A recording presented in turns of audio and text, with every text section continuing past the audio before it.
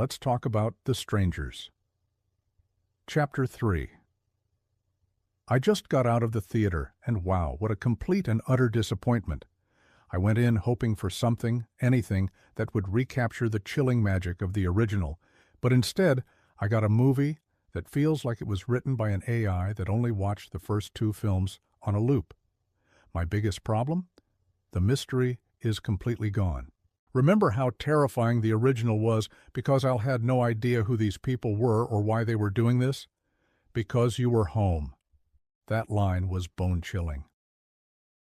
Chapter 3 throws all of that out the window. I'll get lengthy, unnecessary backstories for each of the killers.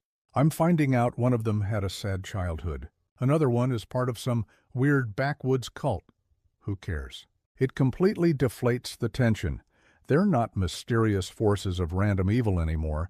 They're just sad people in masks, and that's just not scary. L have the plot armor. Oh my God, the plot armor. Our main characters must be secretly superheroes because they survive things that would kill a normal person 10 times over. They get stabbed, fall from a 2-story window, get hit over the head with a fire extinguisher, and 5 minutes later, they're running through the woods like they just had a cup of coffee. It completely removes any sense of real danger. You're never worried for them because you know they'll just shrug it off. The strangers themselves seem to have forgotten how to be effective killers. They'll have a character cornered, weapon raised, and then they just stand there, tilting their head, waiting for the character to miraculously escape. It's not suspenseful. It's just dumb. It makes the villains look incompetent and the heroes invincible, which is the exact opposite of what a horror movie should do. And can I talk about the scares, or rather, the lack of them? This movie relies on the same tired bag of tricks we've seen a million times. A loud noise happens off-screen. A character slowly turns around. A masked figure appears behind them in the reflection of a mirror. Jump scare, rinse, repeat. There's zero creativity here.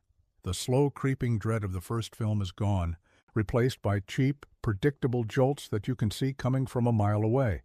It feels like a haunted house attraction, not a psychological horror film. The iconic moments, like the figure standing silently in the background, are copied and pasted so many times they lose all their power. It's less of a tribute and more of a lazy rehash. You're not on the edge of your seat. You're just checking your watch, waiting for the next recycled scare to happen exactly when you expect it to. But the worst part, the absolute nail in the coffin, is the ending.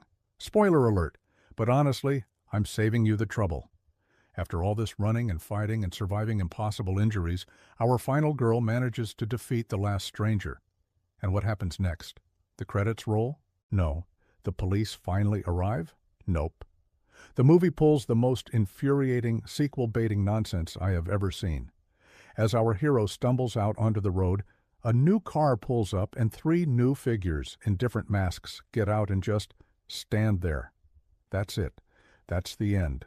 It's not a cliffhanger, it's a slap in the face.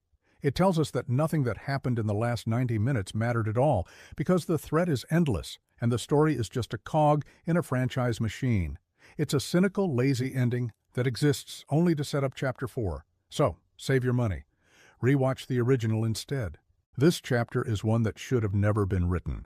Thanks for watching, and if you agree or disagree, let me know in the comments. I'll see you in the next one.